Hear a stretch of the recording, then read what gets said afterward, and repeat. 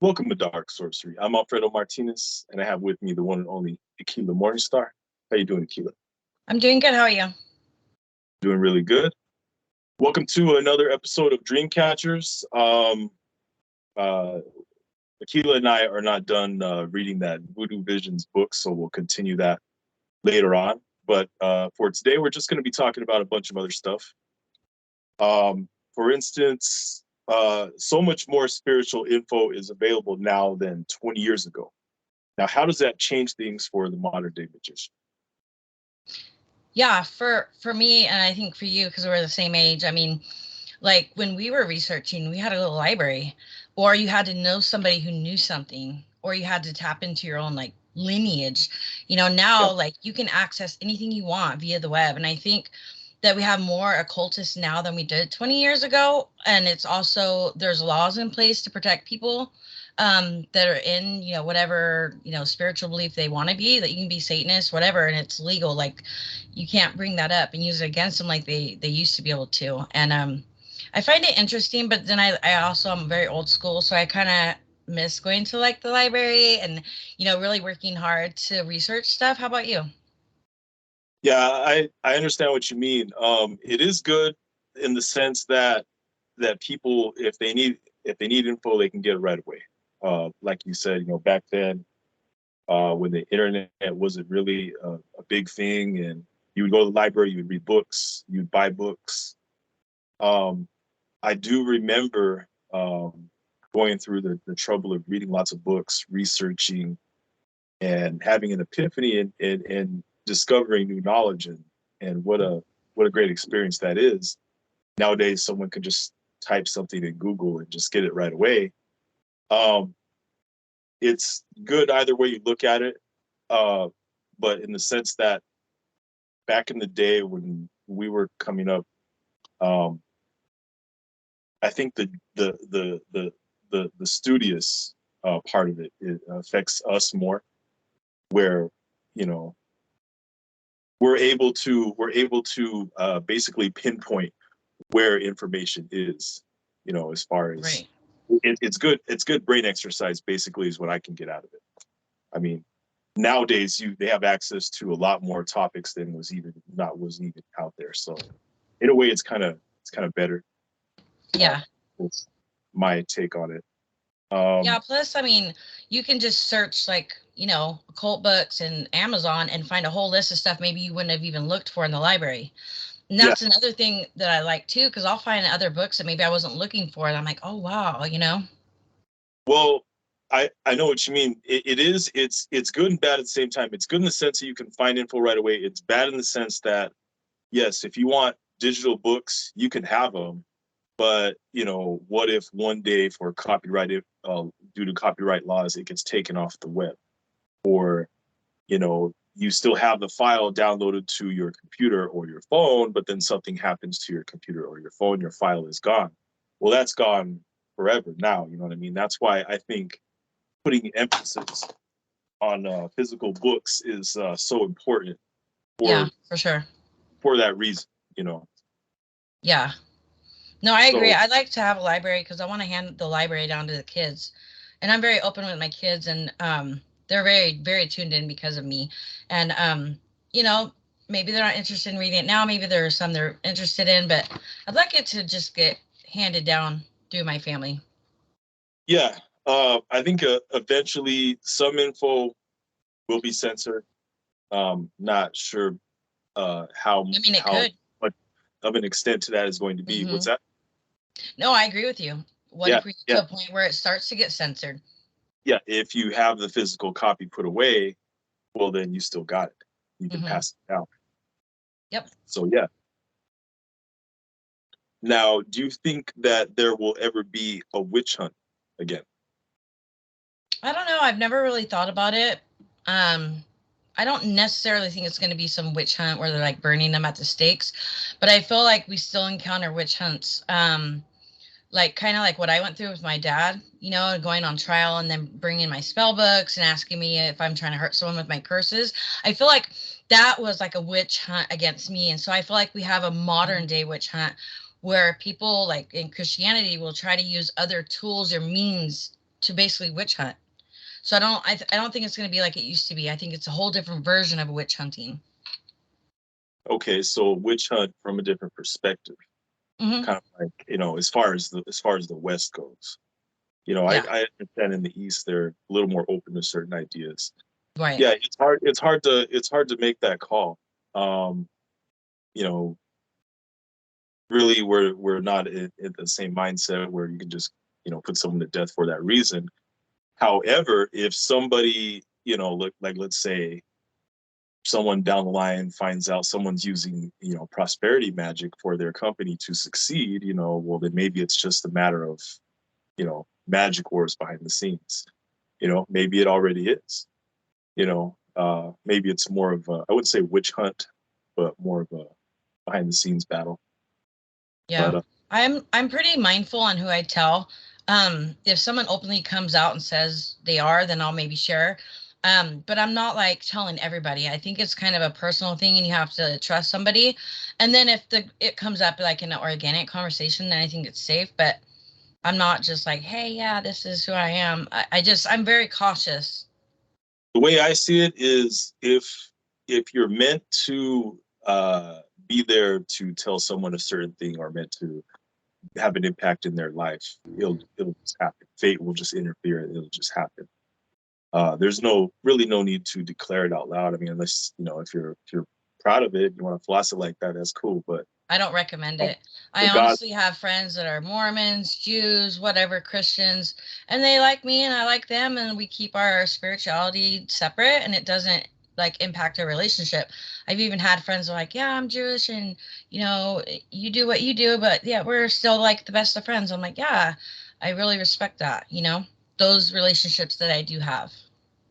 yeah, I agree. I have friends from different spiritual walks of life as well, who, watch this channel and pay attention to what we do. And I think that you can learn something from every walk of life, no matter what religion. Mhm.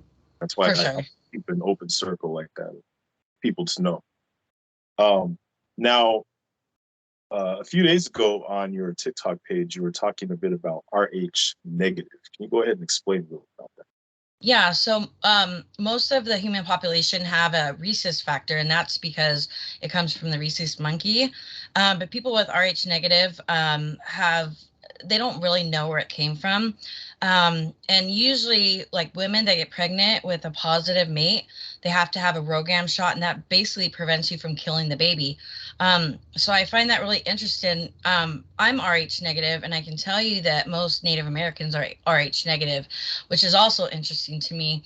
But also that all of us that have that are very spiritually in tune with gifts, psychic abilities, telepathy, dreaming. But with Native Americans, I came from a long line of shamanic women. The women were actually the first ones to become shamans in my tribe. Um, and also, it's like I actually have a theory, but I don't have any like science to back it up. This is just my own theory. I feel like extraterrestrials came down and mated with the monkey, making humans. And then there's the Rh negative factor that comes in when the fallen angels, extraterrestrials, whatever you want to call them, came down and mated with the humans, making the fallen angels, or the Rh negative population, which is 10 to 15% of the human population. That's my theory. I mean, I can't prove it. There's Yes, so much. I mean, I could take you down a rabbit hole with this. I mean, there is so much to it, and I've had some experiences, but I like want to shed light on it because some people don't even know their blood type. But I feel like all blood types in general, even if you're not Rh negative, there are still people that are gifted. yeah, Um, I honestly feel like there's different tribes of extraterrestrials, and each blood type kind of carries that tribe with them and have special gifts or do certain things or have a certain purpose. yeah. It's interesting.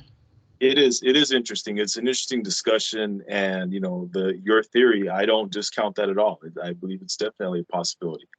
And I do believe that a lot of people who have Rh negative blood do tend to, some supernatural abilities just come natural to them. Now, me having known you for so many years, I can go ahead and vouch for that, you know, there's been times when you're just able to do things, or you just know things. You know what I mean? People don't. Naturally, right? Yeah, exactly. And there's no doubt about it. It's like a gift and So a curse. It's like, oh, this is your package. Sorry, yeah. you can't return it. You know, and I know there's people that try to practice to get to that, but with us, it's very heightened. And like we struggle through life, and it's like a hereditary thing. But yeah, you're right. We have a lot of gifts. Mhm. Now, do you think that most people who have Rh negative blood and are magicians are even aware of it at the time, at this present moment? What do you mean? Can I tell someone that's Rh negative, or what do you mean? Like, do you think that they just tend to notice something is different about them? That they know? I'm sorry, I didn't catch that last part. That they notice things more, or Like no, they just tend, do they come to the realization of it easily that there's something unique about them? yeah, I think they kind of go through an initiation process. And I think that it's not something you can deny or try not to live. Like you're gonna find out one way or another. Yeah. Okay. Now, uh, have you ever dealt with any hauntings in your house using magic? Yeah, all the time. Mhm. The last ritual I did, my kid said something was banging in the dryer. The lights in the living room started flickering, and then the microwave started turning on, and it did it for a whole day. I tried to loosen the light bulb, use common sense to make sure it wasn't like, Yeah. loose light, checking the microwave, but it went away after a day.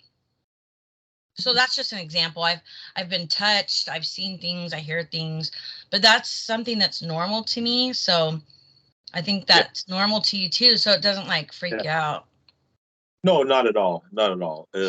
Sometimes, if there's spirits in people's homes, some people may tend to have them be put to use, if possible. Like take for instance, the footsteps and the banging and all that's been pretty common, with my throughout my life as well.